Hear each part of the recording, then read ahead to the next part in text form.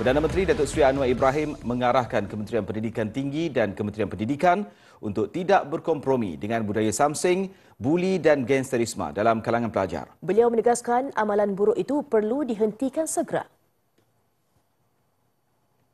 Datuk Seri Anwar mengingatkan pihak pengurusan semua institusi pendidikan perlu bertanggungjawab dalam menghentikan gejala buli.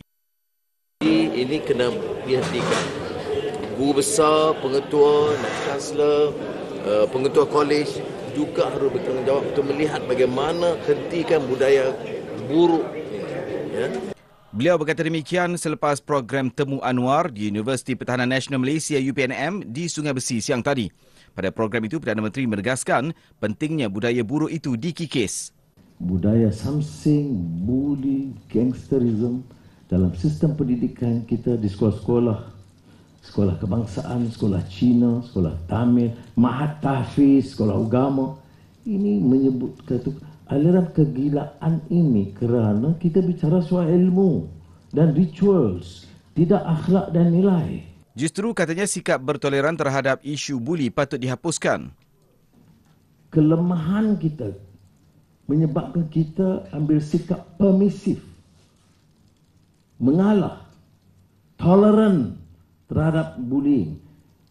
It cannot happen if the culture reject that. Semalam, Panglima Angkatan Tentera Jeneral Tan Sri Muhammad Abdul Rahman mengesahkan ATM menyiasat kes seorang pegawai kadet Akademi Latihan Ketenteraan ALK UPNM yang didakwa dibuli dan didera oleh seniornya. Dia didera menggunakan seterika yang ditekap di bahagian dada sehingga meninggalkan kesan lecur. Mengulas isu sama, Menteri Pendidikan Tinggi Datuk Seri Zamri Abdul Kadir berkata, siasatan kes buli dan dera melibatkan pegawai kadet UPNM itu dijalankan Kementerian Pertahanan. Sebab Akademi Latihan Ketenteraan ini berada di bawah Kementerian Pertahanan.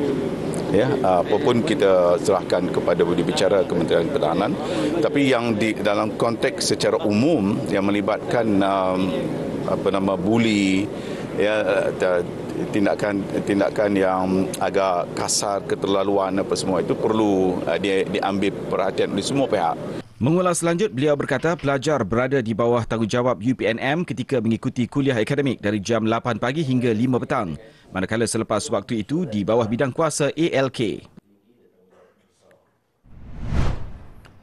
Sementara itu, sumber MINDEF memberitahu Buletin Utama tindakan disiplin terhadap pelaku sedang diteliti.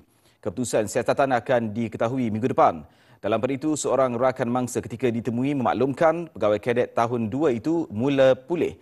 Katanya selain pelaku, mangsa turut dipanggil pihak pengurusan berhubung siasatan kes berkenaan. Buletin Utama turut berjaya menghubungi mangsa, namun pelajar itu enggan mengulas lanjut. Dia hanya mengesahkan kesan kecederaan sudah tiada.